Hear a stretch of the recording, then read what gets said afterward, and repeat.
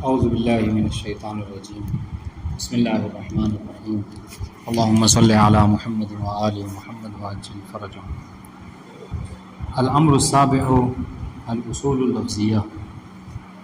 ان الشک فی الکلام یتصور علی نحوین: الشک فی المعنی الموضوع له، الشک فی مراد المتکلم. ٹھیک، آج کی جو ہماری گفتگو ہے وہ اصول لفظیہ کے حوالے سے، اور اب تک جو ہم بحث پڑھ رہے تھے ہے نا، یعنی یہ جو علامات حقیقت و مجاز پڑھ رہے تھے، یہ اسی حوالے سے تھی بات کہ اگر ہمیں شک ہو کسی لفظ کے معنی موصولہ کے حوالے سے کہ آیا یہ معنی یہ لفظ اس معنی کے لیے وضع کیا گیا ہے یا نہیں کیا گیا ہے، کہ معنی کے لیے یہ معنی اس لفظ کا معنی حقیقی ہے یا نہیں ہے، آپ کو معلوم کرنا ہے. تو اس کے لیے کیا کرنا تھا؟ کہا کہ ان علامتوں کو دیکھنا تھا. اگر وہ علامتیں اس کے اندر ہیں ٹھیک ہے تو وہ حقیقت ہے، ورنہ نہیں ہے. بتا دیں انشاءاللہ. ٹھیک ہے، جیسا کہ مثال بھی انہوں نے دی ہے کہ جیسے لفظ سعید، فتیمموا صعیدا طیبا، یہ جو قرآن مجید میں آیت تیمم ہے، اس میں سعید کا معنی کیا ہے؟ اگر آپ کو یہ معلوم کرنا ہے کہ سعید ٹھیک ہے صرف تراب خالص کے لیے، خالص مٹی کے لیے وضع کیا گیا ہے یا مطلق وجہ عرض کے لیے وضع کیا گیا ہے، واضح اس کا معنی حقیقی کیا ہے. تو کہا کہ آپ کو کیا کرنا ہے، آپ کو یہ جو ہم نے علامات حقیقت و مجاز دیکھنا ہے اس کو یہاں پر جاری کرنا ہے. ٹھیک ہے، اگر وہ علامتیں پائی جائیں گی تو حقیقت ہے، ورنہ پھر مجاز ہے. یا پھر کل والی جو مثال تھی وَاعْلَمُوا أَنَّمَا غَنِمْتُمْ، غنیمت کا معنی کیا ہے؟ ٹھیک ہے، جنگ مال جنگ، جو جنگ سے جو مال حاصل ہو وہ والا، یا پھر جو کیا ہے مطلق فائدہ. ٹھیک ہے، اگر یہ ساری باتیں پچھلی گزر چکی. اب آئیے، کبھی کبھی یہ کب ہوتا ہے؟ یہ اس وقت تھا کہ جب ہمیں کسی لفظ کے معنی موصولہ میں شک ہو. ٹھیک ہے، اب آئیے، لیکن اگر کبھی ایسا ہو کہ ہمیں معنی موصولہ کا تو پتہ ہے کہ اس لفظ کا معنی موصولہ یعنی اس کا کس معنی کے لیے بس یہ معلوم ہے، لیکن ہمیں شک مراد متکلم نے، مراد متکلم نے کیا یعنی متکلم نے اس لفظ کو بول کر کون سا معنی مراد لیا ہے، سمجھ رہے ہیں؟ ہاں، تو اس صورت میں ہم کیا کریں، کس پر حمل کریں؟ بات واضح انشاءاللہ. جیسے مثال فرض کر لیجئے آپ، جیسے متکلم نے کہا ٹھیک ہے کہ لفظ اسد کا استعمال کیا، لفظ اسد کا استعمال کیا، رأیت اسدن، یہ لفظ بولا. ٹھیک ہے، اور آپ کو کیا ہو رہا ہے؟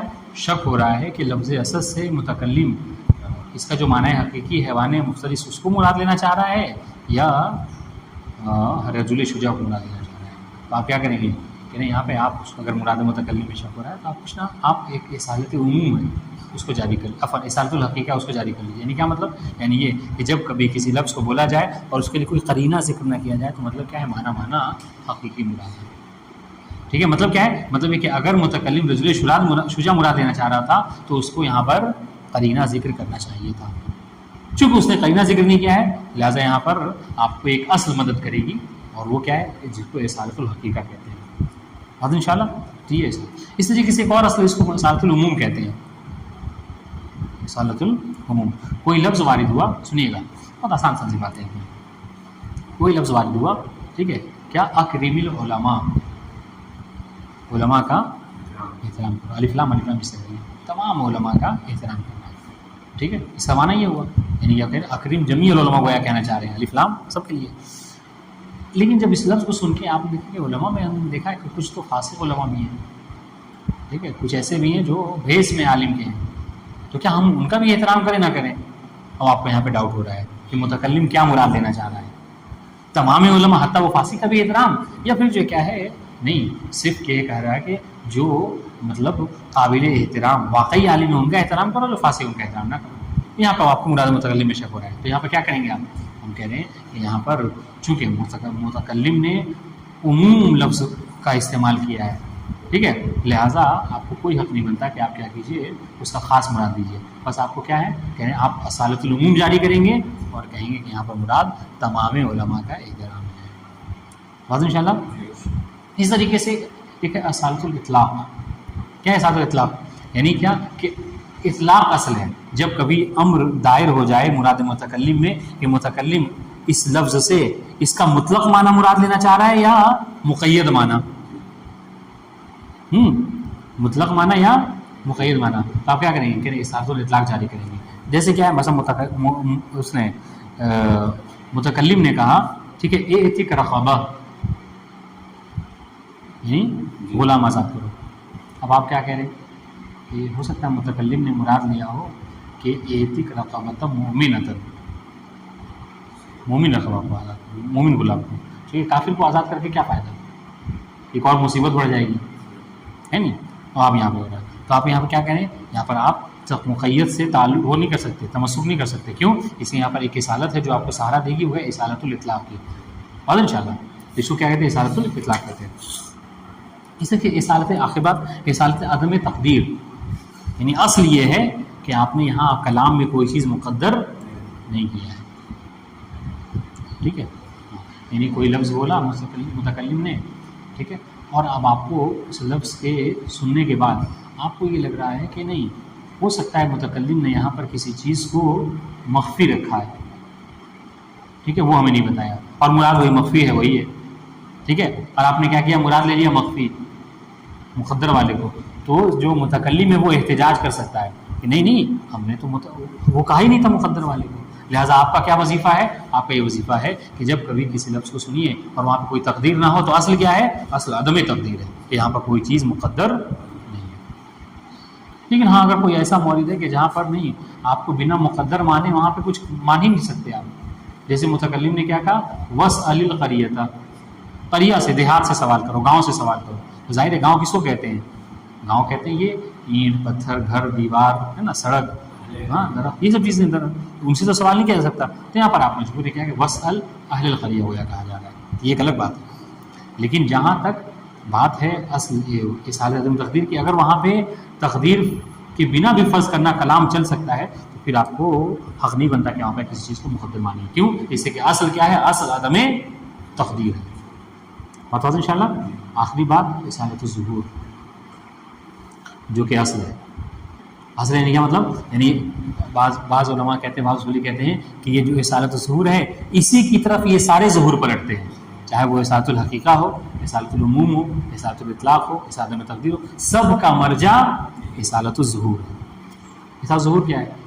اصالت الظہور کل اچھی بات ہے کہ گزشتہ درس میں بتایا تھا ظاہر اور نص کے بارے میں آپ کو، ٹھیک ہے. اور نص میں کیا کہا تھا کہ احتمال خلاف نہیں ہوتا ہے، ظاہر میں احسنتم.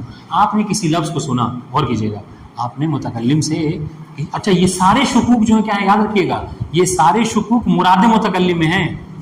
ہاں آپ نے متکلم کو کوئی لفظ بولتے ہوئے سنا، ٹھیک ہے، ہم نے کہا پانی لاؤ، ٹھیک ہے، پانی کا لفظ سنا. اب جو ہے کیا ہے، آپ کہہ رہے کہ واقعی یہ اسی میں ظہور رکھتا ہے، ہو سکتا ہے وہ نیمبو پانی بول رہے ہیں، یا کیا ہے مطلب کولڈ ڈرنک بولنا چاہ رہے ہوں، یا کچھ اور. تو اصل کیا ہے، واضح. اور ظہور میں کیا ہوتا ہے، ظہور میں احتمال خلاف ہوتا ہے، نص میں احتمال خلاف نہیں ہوتا. تو اب آپ کیا کہہ لیں، ہو سکتا ہے احتمال خلاف، یعنی کیا ہو سکتا ہے مراد متکلم کچھ اور ہو، وہ پانی بول کے نیمبو پانی مراد لے رہے ہیں، ٹھیک ہے، یا کوئی اور معنی مراد لینا چاہ رہے ہیں اس سے، واضح ان شاء اللہ. تو وہاں پہ کیا کہیں گے، وہاں پہ اصل کیا ہے، اصل یہ کہ آپ ظہور کلام کو ہی حجت مانیے، ظہور سے تمسک کیجیے. اب آپ اگر نیمبو پانی نہیں لائے، ٹھیک ہے، اور پانی لے کر چلے آئے، تو ہمارے حق، مجھے حق نہیں بنتا، ٹھیک ہے، کہ کسی سے کیا ہے، کسی کو کہا جائے یا سوال کرے کہ کیوں فلاں چیز نہیں لائے گا، کہ نہیں، آپ نے، آپ کے کلام کا ظاہر یہی تھا. اور یہی وہ چیز ہے کہ جس پر کہتے ہیں، بعض علماء کہتے ہیں کہ تمام کے تمام اصول جو کیا ہے وہ پلٹتے ہیں. اور سنیے اس کی اہمیت، سنیے کہ آج جو ہماری گفتگو ہے، جو دنیا میں ہم بول چال ایک دوسرے پہ کرتے ہیں، ان سب کا دار و مدار اصالت الظہور کے اوپر ہے. کہ اگر ظہور حجت نہ ہو تو یہ درس ہم پڑھ رہے ہیں، ہے نا، ہم کہیں گے کچھ، جو کہہ رہے ہیں آپ ہو سکتا ہے یہاں پہ کہیں گے نہیں، ان کی بات سے یہ ظاہر نہیں ہو رہی، کچھ اور کہنا چاہ رہے ہیں. اگر یہ اصالت ظہور حجت نہ ہو تو حتیٰ کہ جو کلاس ہو رہی ہے یہ بھی واضح نہیں ہوگی. پیچھے کیوں؟ اس سے کہ آپ کیا احتمال دیں گے کہ ان کے کلام سے ظاہر تو یہ ہو رہا ہے، لیکن ہو سکتا ہے کچھ اور کہنا چاہ رہے ہیں. بات واضح ہے ان شاء اللہ. ہاں تو بہرحال یہ اہم ہے بہت اصالت الظہور. تو یہ سب کیا ہے، اصول ہے جو کیا کرتے ہیں، ہمیں مدد پہنچ کرتے ہیں کس بات میں، مراد متکلم کو سمجھنے میں. جب ہمیں شک ہو جائے کہ مراد متکلم کیا ہے، اور یہ ان اصول میں سے کوئی ایک اصل جاری کرنے کا موقع ہے، تو آپ اس اصل کو جاری کیجئے اور اس کلام سے تمسک کر لیجئے، آپ کو کوئی اعتراض نہیں ہو سکتا. لیکن ہاں اسی کے برخلاف اگر آپ نے کر دیا، بولا تھا اس نے عام لفظ، اور آپ خاص سے تمسک کر گئے، تب آپ سوال کے گھیرے میں آ جائیں گے. ٹھیک ہے، اس نے بولا تھا مطلق لفظ، آپ نے کیا ہے مقید پر عمل کیا، آپ سوال کے گھیرے میں آئے. کیوں؟ اسی کہ یہاں پر کوئی اصل آپ کی مدد نہیں کرے.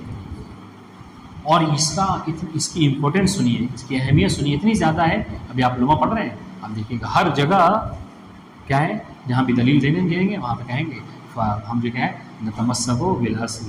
ٹھیک ہے، نجری الاصل، یہاں پہ اصل جاری کریں گے، یہاں پر جو کیا ہے اصل سے متمسک کریں گے. یہ سب کیا ہے یونس ہے ان شاء اللہ، تو اس کا بہت کام آئے گا. ٹھیک ہے، بہرحال یہ باتیں غور کیجیے گا. ان شک فی الکلام یتصور علی نحوین.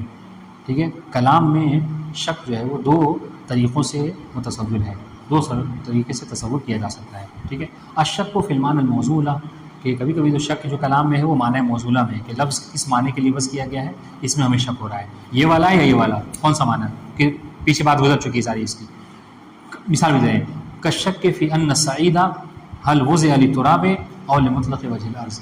جیسے یہ شک کہ لفظ سعید کو ٹھیک ہے وضع کیا گیا ہے خالص مٹی کے لیے یا مطلق عرض کے لیے. ٹھیک ہے، واضح انشاءاللہ. تو یہاں پہ آپ کو شک ہو رہا ہے، تو یہاں پہ جواب کون دے گا؟ یہاں پہ یہ اصالت آپ کو جواب نہیں دے گی، بلکہ کیا ہے وہ جو بھی ہم نے قرینے ذکر کی ہیں وہ. اچھا، دوسرا شک الشک فی مراد المتکلم، کیونکہ ایسا ہوتا ہے شک جو کیا ہے متکلم کے مراد میں ہوتا ہے، بعد العلم بالمعنی الموصولہ، جبکہ آپ کو سامع کو معنی موصولہ کا علم ہے، اس کو معلوم ہے کہ موصولہ کیا ہے، یعنی یہ لفظ کس معنی کے لیے وضع کیا گیا. بس اس کو ڈاؤٹ یہ ہے کہ اس معنی میں استعمال کیا ہے نہیں کیا ہے. اس کو معلوم ہے کہ لفظ اسد کا جو معنی ہے وہ کیا ہے رجل شجاع ہے. ٹھیک ہے، اور وہ حیوان مفترس ہے، اور رجل شجاع بھی اس کا معنی مجازی ہے، لیکن معنی یہ ہے کہ یہاں اس نے مراد لیا ہے کہ نہیں لیا. ٹھیک جی. اما النحو الاول من الشک فقد مر الكلام فيه بالامر السادس. یہاں تک رہی بات کہ پہلے والی شک کی صورت میں آپ کو کیا کرنا ہے، کس وظیفے پر عمل کرنا ہے، تو اس کے حوالے سے گفتگو امر سادس میں گزر چکی ہے. امر سادس میں کیا؟ علامات الحقیقت والمجاز. جی، وعلمت ان هناك علامات یمیز بها یمیز بها المعنى الحقیقی عن المجازی. ٹھیک ہے، اور آپ نے اس بات کو جانا کہ ہمارے پاس کچھ ایسی علامتیں ہیں، ایسی نشانیاں ہیں کہ جن کے ذریعے سے معنی حقیقی کو معنی مجازی سے تمیز دے سکتے ہیں، جدا کر سکتے ہیں. بات انشاءاللہ ٹھیک. واما النحو الثانی، رہی بات دوسرے والے معنی کی. نحو ثانی کون سی والی؟ جب شک مراد متکلم میں ہو. واضح انشاءاللہ. ہاں، واما النحو الثانی من الشک فقد اخذ له هذا الامر. تو اسی امر ثانی، اسی شک کے ثانی کے جواب دینے کے لیے اس امر کو عقد کیا گیا ہے. کون سے امر کو؟ امر سے الامر الفام ذکری، امر سابق. اس امر سابق کو عقد کیا گیا یعنی لکھا گیا ہے، بنایا گیا ہے. ٹھیک ہے، اس کو قرار دیا گیا ہے کس چیز کے لیے؟ ہاں، اسی شک کے مرحلے میں اس کو جواب دینے کے لیے کہ آپ کو کیا کرنا ہے. فنقول، سنیے ہم کہیں گے کہ ان الشک فی المراد علی اقسام، کہ مراد میں جو متکلم کی مراد میں جو شک ہوتی ہے وہ کیا ہے، اس کی اقسام ہوتی ہیں. وہ فی کل قسم اصل یجب علی الفقیہ تطبیق العمل علیہ. ٹھیک ہے، اور ان میں سے ہر قسم میں ایک اصل ہے کہ جس اصل کے مطابق واجب ہے کہ فقیہ کیا کرے، عمل کرے، اس کو تطبیق کرے. اور انشاءاللہ وہ فی کل قسم اصل، ہر قسم میں اصل ہے، یجب علی الفقیہ، کہ واجب ہے فقیہ کے اوپر تطبیق العمل علیہ، کہ اپنے عمل کو اس کے مطابق کیا کرے، رکھے، اسی کے مطابق عمل کرے. وَإِلَيْكَ الْإِشَارَةُ إِلَىٰ أَقْسَامِ الشَّكِّ وَالْأُصُولِ الَّتِي يَعْمَلُ بِهَا یا يُعْمَلُ بِهَا. ٹھیک ہے، اور ہم آپ کو جو ہے اشارہ کر رہے ہیں شک کے اقسام کی طرف اور ان اصول کے اوپر کہ جو اس شک کے مرحلے میں اس پر ہم عمل کریں گے. ٹھیک ہے، یہ عمل کیا جائے گا. سب سے پہلے ہے اصالت الحقیقہ. اصالت الحقیقہ یعنی کیا مطلب؟ دیکھیے گا، اب اس کو آپ ایسے سمجھ لیجئے.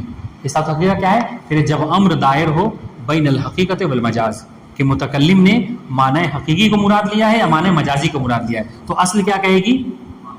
کہ اصل یہ کہے گی کہ معنی حقیقی مراد ہے. کیوں؟ اچھا، اس سب کی ایک وجہ ہے، یہاں پہ انہوں نے نہیں ذکر کیا، پوری بحث ہم نے پڑھ لی ہے. ہاں، اس میں شیخ مظفر نے اس میں اشارہ کیا ہے کہ آخر وجہ کیا ہے.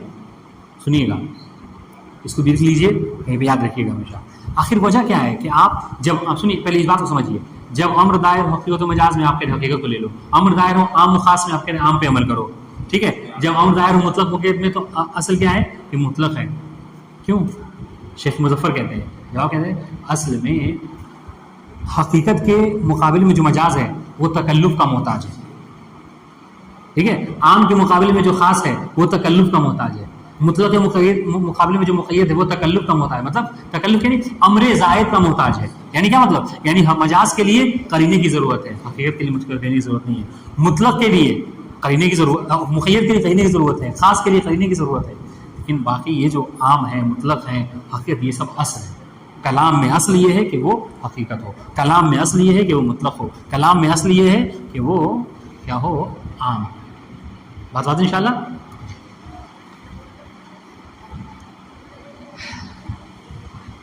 ٹھیک ہے، ذرا سا عبارت دیکھیے گا،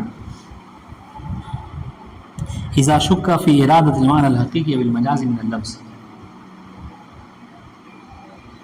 ہم آپ لوگ لکھتے ہی رہیں گے تو پھر پڑھیں کیسے، بعد میں لکھ لیجیے گا۔ دیکھیے عبارت دیکھیے، یعنی اذا شک فی ارادۃ المعنی الحقیقی او المجازی من اللفظ، ٹھیک ہے، جب شک ہو یا شک کیا جائے، ٹھیک ہے، معنی حقیقی یا معنی مجازی کے مراد میں لفظ سے، یعنی لفظ کو سن کر اس کے معنی حقیقی اور اس کے معنی مجازی کی مراد میں شک ہو جائے تو کیا کریں گے، مطلب تفسیر کر رہے ہیں، بے لم یعلم وجود القرینۃ علی ارادۃ المعنی المجازی مع احتمال وجودها۔ مطلب کیا ہے، دیکھیے تفسیر کر رہے ہیں اس بات کی، مطلب یہ کہ بے لم یعلم، کہ ہمیں معلوم نہ ہو، پتہ نہ چل پائے کیا، کہ وجود القرینۃ، کہ کوئی قرینہ موجود ہے، کس معنی کے اوپر، علی ارادۃ المعنی المجازی، معنی مجازی کے مراد کے اوپر، مع احتمال وجودها، جبکہ احتمال ہے کہ مع احتمال وجود القرینہ، کہ قرینہ کیا ہے یہاں پہ ہو سکتا ہے، احتمال دے رہے ہیں آپ، ٹھیک ہے۔ تو دیکھیے اب میری بات کی تائید ہو رہی ہے، جو کہا تھا کہ مجاز محتاج قرینہ ہوتا ہے، ٹھیک ہے، تو آپ یہاں پہ قرینے کا احتمال دیں گے، تو اس شیخ مظفر نے کیا کہا کہ چونکہ مجاز کے لیے قرینہ تکلف کی ضرورت ہے، امر زائد کی ضرورت ہے، امر زائد ہے نہیں، آپ کیا کیجیے جو ہے اسی کے مطابق عمل کیجیے۔ جی عبارت واضح؟ جی، کما اذا شک فی ان المتکلم هل اراد من الاسد فی قوله رأیت اسدا الحیوان المفترس او الجندی الشجاع، ٹھیک ہے، جیسا کہ ہمیں شک ہو، ٹھیک ہے، متکلم کے اس کلام سے، جب متکلم نے کہا رأیت اسدا، میں نے اسد دیکھا، ٹھیک ہے، تو اب یہاں پر ہمیں شک ہو رہا ہے کہ متکلم اسد سے کیا مراد لے رہا ہے، اسد سے مراد آئے وہ حیوان مفترس کو لے رہا ہے یا رجل شجاع کو لے رہا ہے، ہمیں اس کی مراد میں شک ہو رہا ہے، ٹھیک ہے۔ فَإِنْدَئِذٍ، اچھا دیکھیے، اور یہاں پر ہم کو لفظ اسد کا موضوعہ معلوم ہے، موضوعہ، یہ بات مان کے چلیے، اس لیے کہ جہاں آپ یہ کہیے کہ ہم کو موضوعہ نہیں معلوم ہے تو پھر تو بحث پیچھے چلی جائے گی، آپ کو موضوعہ کا علم ہے، مراد میں شک ہے۔ فَإِنْدَئِذٍ يُعَالَجُ الشَّكُّ عِنْدَ الْعُقَلَاءِ، تو اس وقت جب آپ کو اس حوالے سے شک مراد متکلم میں، تو عقلاء کیا کرتے ہیں، آپ کے اس شک کا علاج کرتے ہیں، یعنی اس شک کی دوا دیتے ہیں آپ کو، ٹھیک ہے، وہ کیا ہے، وہ یہ کہ بے ضابطۃ خاصہ، ایک ضابطہ خاصہ سے وہ آپ کا علاج کرتے ہیں، وہ ضابطہ کیا ہے، وہی ضابطہ ایک دفعہ پلٹائیے، وہی الاخذ بالمعنی الحقیقی ما لم يدل دلیل علی المعنی المجازی، ٹھیک ہے، کہ آپ یہ کیجیے، ایسا کیجیے، تو عقلاء آپ سے کہیں گے کہ جب تک کہ معنی مجازی نہیں ہے، معنی مجازی کے اوپر کوئی قرینہ موجود نہیں ہے، تو پھر آپ کو کیا ضرورت ہے کہ مجازی چکر پڑے رہی ہے، آپ جو کیا ہے معنی حقیقی کی مراد دے دیجیے۔ بات واضح ہے؟ ٹھیک، وَهَذَا مَا يُعَبَّرُ عَنْهُ بِإِصَالَةِ الْحَقِيقَةِ، اسی کو اصطلاح میں کیا کہا جاتا ہے، اصالت حقیقت۔ بات واضح انشاءاللہ۔ دوسری اصالت العموم، اذا ورد عام فی الکلام کما اذا قال المولا اکرم العلماء وشک فی ورود التخصیص علیہ، ٹھیک ہے، جب کلام میں کوئی عام وارد ہو، جیسا کہ مولا نے کہا اکرم العلماء، ٹھیک ہے، یہاں پہ اکرم العلماء عام ہے، کیسے پتہ چلا، کون بتائے گا، اکرم العلماء عام ہے، تو ہم نے تو یہ کہا ہے کہ عموم کے لیے الفاظ ہوتے ہیں، کل، جمی، تو یہاں پر جو الف لام ہے، جسے گویا کہا جا رہا ہے اکرم جمیع العلماء، سمجھیں؟ جی ٹھیک ہے۔ وہ شک کا فی ورود تخصیص علیہ ہے، اور آپ کو شک ہو کیا کہ آیا اس کے اوپر تخصیص وارد ہوئی یا نہیں ہوئی ہے، یعنی کیا مطلب، یہ نہیں کہا جا رہا کہ اکرم جمیع العلماء، بلکہ کہا جا رہا اکرم علماء العدول، عفوا اکرم علماء العدول، ٹھیک ہے، علماء عدول کا احترام کرنا ہے۔ اب آپ کو یہ عدول کے کیا ہے، ہاں اس کے بارے میں ڈاؤٹ ہو رہا ہے، شک ہو رہا ہے کیا ہے عدول ہو سکتا ہے مراد متکلم کیا ہو تمام علماء نہ ہوں، فاصل کا کیوں احترام کریں؟ متکلم میں چاہتا ہے صرف عالم عادل علماء کا احترام ہو، تو کیا ہوگا وہ اخراج بعض افراد، اور یہ کیا ہے شک ہو رہا ہے کہ اس میں علماء کے بعض افراد کو اس سے خارج کر دیا گیا ہے، جیسے کل فاسق، اور کوئی فاسق عالم ہے تو اس کا احترام نہیں ہے۔ فالاصل هو الاخذ بالعموم وترک احتمال تخصیص، تو اصل یہاں پر کیا ہے کہ عموم کو آپ لے لیجئے اور جو احتمال تخصیص تھا نا اس کو ترک کر دیجئے۔ وَهَذَا مَا يُعَبَّرُ عَنْهُ بِإِصَالَةِ الْعُمُومِ، اور یہ وہ شے ہے کہ جس کو تعبیر کیا جاتا ہے کس سے؟ اصالت عموم سے۔ بات انشاءاللہ ان سب میں ایک اضافت آپ بڑھا لیجئے اپنی طرف سے تاکہ آپ کی بات بالکل مکمل رہے۔ کیوں؟ اس لیے کہ تخصیص امر زائد کا محتاج ہے، ٹھیک ہے؟ تخصیص کرنے کے لیے کیا اس کو کہنا پڑتا، دیکھیے نا امر زائد ہی نہ ہوا، پھر وہ صرف اکریم العلماء نہیں کہتا بلکہ کہتا اکریم علماء العدول، یہ عدول کا اضافت کرنا پڑتا ہے نہیں، یا وہاں پہ صرف یہ نہیں کہتا کیا رأیت اسدا، بلکہ کیا کہنا پڑتا رأیت اسدا یرمی، مثلا تیر چلا رہا تھا، تو یہ سب امر زائد ہے، امر زائد چونکہ نہیں کیا لہٰذا اصل کیا ہے حقیقت ہے، اصل کیا ہے عام۔ بات انشاءاللہ ٹھیک۔ اصالۃ الاطلاق اذا ورد مطلق وشک فی کونہ تمام الموضوع او بعضہ، ٹھیک ہے ہاں، اور جب جو کیا ہے کوئی مطلق وارد ہو، لفظ جو ہے کیا مطلق وارد ہو اور اس میں آپ کو شک ہو جائے فی کونہ اللفظ تمام الموضوع، ٹھیک ہے کہ یہ لفظ جو کیا ہے تمام موضوع کے لیے ہے یا پھر جو کیا ہے بعض کے لیے ہے، واضح انشاءاللہ ہاں، جیسا کہ ابھی مثال دی تھی ہم نے آپ کو، کتاب کی مثال لیتے ہیں احل اللہ البیع وحرم الربا، یہ جو کہا گیا ہے کہ اللہ تعالیٰ کہتا ہے کہ ہم نے بیع کو تمہارے لیے حلال قرار دیا ہے، بیع مطلق بیع، تو اس کا معنی کیا ہے کہ تمام ہر طرح کی بیع جو کہ آپ کے لیے حلال ہے۔ اب کوئی یہاں پر یہ کہے کہ نہیں ہر بیع حلال نہیں ہمارے لیے، بلکہ وہ بیع کہ جو صیغے پر مشتمل ہو، جس میں ایجاب و قبول ہو، وہ حلال ہے، باقی جو کیا حرام ہے، واضح ہے ہاں۔ تو غور کیجیے گا سر، اذا ورد مطلق، جب مطلق وارد ہو، ٹھیک ہے، اور وشک فی کونہ تمام الموضوع اور بعض ہو، اور ہمیں شک ہو کہ اس مطلق سے تمام مراد ہے یا بعض مراد ہے، اس کونہ میں یہاں کی پڑ رہی ہے مطلق کی طرف، فی کون المطلق تمام ہو اور بعض ہو، کہ اس مطلق سے تمام مراد ہے یا نہیں، اسی لفظ سے لفظ مطلق سے، ٹھیک ہے، کما قال سبحانہ وتعالی حل اللہ البیع، یہ لفظ بیع مطلق ہے، اس میں کسی چیز تقید نہیں ہے۔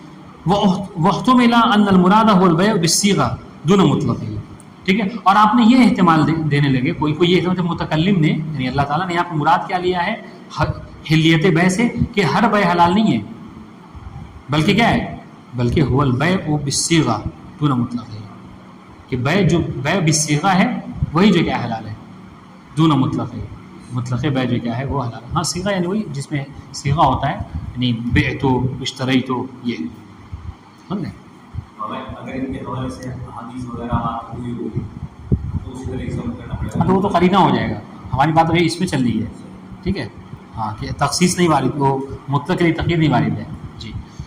فلمر جائندہ لفظ بالاطلاق، تو یہاں پر آپ کیا کہیے کہ نہیں صرف وہ صیغے والی بیع نہیں بلکہ اللہ تعالیٰ نے البیع مطلق کہا ہے، تو مطلب کیا کہ ہر طرح کی بیع اللہ نے ہمارے لیے حلال کہا، واضح انشاءاللہ۔ وہ الغاء احتمال تقید، اور جو احتمال تقید تو آپ کے دے رہے تھے نا کہ نہیں بیع بالصیغہ، صیغہ سے مقید کیجیے، البیع المشروط بالصیغہ، البیع المقید بالصیغہ، وہ مراد کرے نہیں، مقید بالصیغہ مراد نہیں بلکہ مطلق بیع کی حلیت مراد ہے، اور انشاءاللہ وہ احتمال و الغاء و احتمال تقید، احتمال تقید کو کیا جانیں گے ملغا جانیں گے، یہاں پر کوئی تقید وغیرہ نہیں ہے۔ وہذا ما یعبر عنہ باصالۃ الاطلاق، اور اسی کو ہم کیا کہتے ہیں اصالت اطلاق، اسی سے تعبیر کیا جاتا ہے، واضح انشاءاللہ اصالت عدم تقدیر، ٹھیک ہے جی۔ اصل کیا ہے کہ کوئی کلام ہو، متکلم میں کوئی کلام کہا، ٹھیک ہے، اور اس کلام میں آپ کو احتمال دے رہے ہیں کہ ہو سکتا ہے یہاں پہ کوئی چیز اس نے مقدر مانی ہو، پوشیدہ مانی ہو، تو اصل کیا ہے عدم تقدیر، نہیں پوشیدہ نہیں ہے۔ اذا ورد کلام واحتمل فیہ تقدیر لفظ خاص، ٹھیک ہے، جب کوئی کلام وارد ہو اور اس میں احتمال دیا جائے کہ یہاں پر کوئی لفظ خاص مقدر ہے، پوشیدہ ہے، ٹھیک ہے، فالمرجع عند العقلاء هو عدم التقدیر، تو یہاں پر عقلاء کے اچھا یاد رکھیں ان سب میں دلیل کوئی آیت و روایت نہیں ہے، سب میں دلیل، ٹھیک ہے، فالمرجع عند العقلاء هو عدم التقدیر، ٹھیک ہے. تو ان عقلاء کے نزدیک جو کیا ہے اس صورت میں اصل کیا ہے عدم تقدیر ہے کہ وہ مقدر نہیں مانتے. الا ان تدل علیہ، ہاں مگر یہ کہ کوئی تقدیر کے اوپر کیا ہے کوئی قرینہ دلیل ہو جائے. جیسے ہم نے کہا کہ یہ قرینہ ہے کہ بھائی اللہ تعالیٰ کہہ رہا ہے کہ واسأل القریہ، دیہات سے سوال کرو، گاؤں سے. بھائی گاؤں میں سڑکوں سے سوال نہیں کر سکتے، ٹھیک ہے، گھروں سے سوال، درختوں سے سوال نہیں کر سکتے. تو یہاں پر عقل کہتی ہے قرینہ موجود ہے، وہ کیا یہاں میں اپنے آپ کوئی اہل موجود ہے. تو ہماری بات اس سے ہٹ کریں، ہماری بات بدون قرینہ ہے، ٹھیک ہے. جی الا ان تدل علیہ، مگر یہ کہ کیا ہو اس تقدیر کے اوپر، تدل علیہ علی تقدیر، مگر یہ کہ اس تقدیر کے اوپر کیا ہو کوئی قرینہ دلالت کرے. تو اگر قرینہ ہے تو نحن والقرینہ، نہیں قرینے کے ساتھ ہم چلیں گے، قرینہ کو قبول کریں گے. کما فی قولہ سبحانہ و تعالی واسأل القریۃ التی کنا فیہا، ٹھیک ہے. یہ سنیے گا والتقدیر اہل القریہ، یہاں پہ مقدر کیا ہے، چونکہ اگر آپ اہل کو مقدر نہ مانیے پھر یہ بات ہی تمام نہیں ہوگی، صحیح نہیں ہوگی، چونکہ درخت سے گھروں سے سوال نہیں کیا جا سکتا. وَهَذَا مَا يُعَبَّرُ عَنْهُ بِإِصَالَةِ عَدَمِ التَّقْدِيرِ، اور اسی کو اصطلاح میں کیا کہتے ہیں اصالت عدم تقدیر کہا جاتا ہے. بعد انشاءاللہ آخری اصل اصالت الظہور، جس نے کہا کہ یہ اصل ہے، ٹھیک ہے. اسی کی طرف تمام باقی اصل جو کیا چاروں یہ باز پلٹا دیتے ہیں، کہہ رہے کہ ہمارے پاس باقی کچھ اصل نہیں ہے، جو ہے بس اصالت الظہور ہے. اچھا یہ صحیح بھی ہے، مطلب کہہ بھی سکتے ہیں، چونکہ سب میں کیا ہے ظہوری سے آپ نے تمسک کیا ہے نا، چاہے وہ عام ہو مطلق ہو، ہے نا، آپ کو عدم تقدیر، سب میں آپ نے ظہور سے تمسک کیا تھا. اس لیے کاغذ باز کہتے ہیں کہ بس اس اصل کی طرف ہی باقی بس اصطلاح ہیں، لفظ ہیں، ورنہ سب کا مرجع اصالت ظہوری ہے، ٹھیک ہے. اذا کان لفظ ظاہرا فی معنی خاص، ٹھیک ہے، فی معنی خاص، ٹھیک ہے، جب لفظ جو ہے وہ ظاہر ہو کسی خاص معنی میں، ٹھیک ہے، دون ان یکون نصا فیہ، ہاں ہماری بات نص میں نہیں ہے، مگر بدون اس کے، ہاں بغیر اس کے کہ وہ اس میں نص، بحیث لا یحتمل معه الخلاف، یعنی کیا مطلب اس حیثیت سے نہ ہو کہ وہاں پہ احتمال خلاف نہ پایا جاتا ہو. اسے کہ نص جو ہوتا ہے اس میں احتمال خلاف نہیں پایا جاتا ہے، ٹھیک ہے، لیکن جو ظاہر اس میں احتمال خلاف پایا جاتا ہے، ٹھیک ہے. فالاصل ثابت عند العقلاء، تو ایسی صورت میں جو اصل ہے جو کہ ثابت ہے عقلاء کے نزدیک کیا ہے، هو الاخذ بظہور الکلام، کہ وہ کیا کرتے ہیں ظہور کلام کو اخذ کر لیتے ہیں، والغاء احتمال الخلاف، ہاں هو الاخذ، ٹھیک ہے، والغاء پڑھی ضابط ہے، والغاء احتمال الخلاف، اور احتمال خلاف کو کیا کرتے ہیں وہ ملغا کر لیتے ہیں.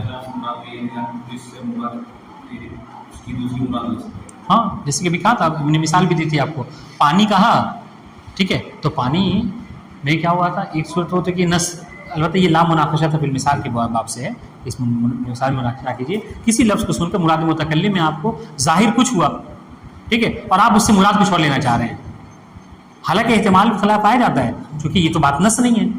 ہم نے کہا نص میں کیا ہوتا ہے بحیث لا یحتمل خلاف، یہ جو احتمال خلاف ملغا ہوتا ہے یہ کس میں ہوتا ہے، نص میں ہوتا ہے، ظاہر میں احتمال خلاف بہرحال ہوتا ہے. یہ جتنی آیتیں ہیں کون سی، یہ جو ہم کہتے ہیں مثلا کیا ہے ید اللہ فوق ایدیہم، ٹھیک ہے، کل من علیہا فان ویبقی وجہ ربک ذو الجلال والاکرام، یہ سب جو ہے ٹھیک ہے، ظاہر سے ہم تمسک نہیں کر سکتے اس سے، واضح انشاءاللہ، تو احتمال خلاف بہرحال پایا جاتا ہے. تو غور کیجیے گا اس میں کیا کہہ رہے ہیں کہ فالاصل ثابت عند العقلاء، عقلاء کے نزدیک ایسی صورت میں کہ جب آپ کو یہ شک ہو جائے کہ متکلم اس لفظ کو بول کر معنی ظاہری کو مراد لے رہا ہے یا اس کے خلاف جو معنی ہے اس کو مراد لے رہا ہے، تو یہاں پر کیا ہے عقلاء کہتے ہیں کہ اخذ بظہور الکلام، کہ آپ کیا کیجیے ظہور کلام کو اخذ کر لیجیے، وہ الغاء احتمال خلاف، اور جو احتمال خلاف ہے اس کو ملغا کر دیجیے، اس کو چھوڑ دیجیے، اس کو ترک کر دیجیے. وَهَذَا مَا يُعَبَّرُ عَنْهُ بِإِصَالَةِ الظُّهُورِ، اور یہ جو ہے اسی کو ہم اصطلاح میں اصالت ظہور کہتے ہیں. سنیے گا ثم ان الاصول السابقہ مصادیق لإصالة الظہور، یہ جو سابقہ اصول ہیں اصالت الحقیقہ، یہ چاروں یہ سب کیا ہیں، یہ مصادیق ہیں کس کے، اصالت ظہور کے، ورنہ اصل جو ہمارے پاس مرجع وہ اصالت ظہوری ہے. وَهَذِهِ الْأُصُولُ مِمَّا يُعْتَمَدُ عَلَيْهِ الْعُقَلَاءُ فِي مُحَاوَرَتِهِمْ، اور یہ جو اصول ہے نا، ٹھیک ہے، ان اصول کے اوپر ہی جو کیا ہے علماء عقلاء اعتماد کرتے ہیں اپنے محاورات میں، اپنے کلام میں، اپنی گفتگو میں، اپنے روزمرہ کی بات چیت میں، ٹھیک ہے. وَلَمْ يَرْضَ عَنْهَا الشَّارِعُ فَهِيَ حُجَّةٌ، اور شارع نے اس سے منع بھی نہیں کیا ہے، ٹھیک ہے، ہم کیا کرتے ہیں، ہم اپنے کلام کو ظاہری لیتے ہیں. ابھی آگے کسی نے کہہ دیا کہ آج شام میں کلاس نہیں ہوگی، ٹھیک ہے، ہم مان لیتے ہیں، یہ نہیں احتمال لیتے کہ نہیں ہو سکتا ہے کہ مطلب ویسے کی بات ہو رہی ہو یا کسی اور چیز کی بات ہو رہی ہے، نہیں کہتے. آج ان شاء اللہ ظہور کلام سے جو سمجھ میں آیا کہ آج، تو آج کہتے ہی نہیں کہ کل کی چھٹی ہو. اس میں تو کہہ رہے کہ خلا جو اپنی بات چیت میں وہ اسی ظہور سے ہی تمسک کرتے ہیں، اور شارع نے اس سے ہمیں منع بھی نہیں فرمایا. یہ نہیں کہا کہ تم کلام کے ظہور کو مت لیا کرو. تو اور کسی چیز کی حجت کے لیے یہی کافی ہے ظہور کے لیے کہ کوئی بات کسی چیز میں ظہور رکھے اور شارع اس سے منع نہ کرے، فہیا حجت، تو وہ حجت ہو جاتی ہے. لیکن سنیے گا، دیکھیے گا، لیکن تو کلام، یہ جو ظہور کی بات، اب یہ اصول کی بات کر رہے ہیں، بات ختم ہو گئی آپ کی، یہاں تک موجز ختم. اگر آپ نہ بھی سمجھے تو کوئی مشکل نہیں ہے، لیکن بات تمام کر دے رہے ہیں. دیکھیے کیا کہا انہوں نے کہا کہ اصول کب مکمل ہوتا ہے اجازت ظہور، جب دو چیزیں پائی جائیں. ایک یہ کہ لفظ کسی معنی میں ظہور رکھے اور شارع اس سے منع نہ کرے. لیکن اگر شارع نے منع کر دیا، جیسا کہ کہا تھا کہ کل من علیہ فان ویبقى وجہ ربک ذو الجلال والاکرام، ہر چیز فنا ہو جائے گی، اللہ کا چہرہ. ہم نے دیکھا قرآن کی بعض آیتیں ایسی جس میں منع کر رہی ہیں، حدیث سے منع کرنے کہ اللہ کا چہرہ نہیں ہے. ٹھیک ہے، تو اب یہ نہیں کرنا کہ چہرہ، تو پھر کیوں نہیں ہم تو ظہور سے تمسک کریں. کہا کہ ٹھیک ہے، ظہور کافی نہیں ہے، ظہور اس وقت تک مکمل نہیں ہو سکتا جب تک شارع کی طرف سے کیا ہو، اس کی رد نہ ہو. ہم نے دیکھا کہ شارع نے منع کر دیا کہ ہمارا چہرہ نہیں ہے. ٹھیک ہے، ید اللہ فوق ایدیہم، قرآن ظاہری معنی یہی ہے کہ اللہ کا ہاتھ ان کے ہاتھ پر ہے، لیکن حدیث نے کہا کہ نہیں، اللہ تعالیٰ جسم و جسمانیت سے پاک ہے. تو یہاں پر آپ ظہور سے تمسک نہیں کر سکتے. ظہور سے تمسک کے لیے دو چیزیں ہونی چاہیے، ایک کلام کسی چیز میں ظہور رکھے، اور دوسرے شارع اس ظہور سے تمسک کرنے سے منع بھی نہ کر رہا ہو. فہیا حجت، اگر یہ دو چیزیں پائی جائیں گی تب ظہور حجت ہے، وإلا حجت نہیں ہے. تو ہم جو ان آیات کو منع کرتے ہیں وہ کس باب سے ہے؟ کوئی ظہور تو ہے، ید کا مطلب ہاتھ ہوتا ہے، لیکن ہم نے دیکھا کہ الگ سے آیات ہیں، روایات ہیں کہ جو منع کرتے ہیں کہ اللہ تعالیٰ جسم جسمانی رکھتے ہیں. تو پھر آپ کیسے ایک ظہور حجت مان سکتے ہیں؟ والسلام علیکم ورحمۃ اللہ وبرکاتہ.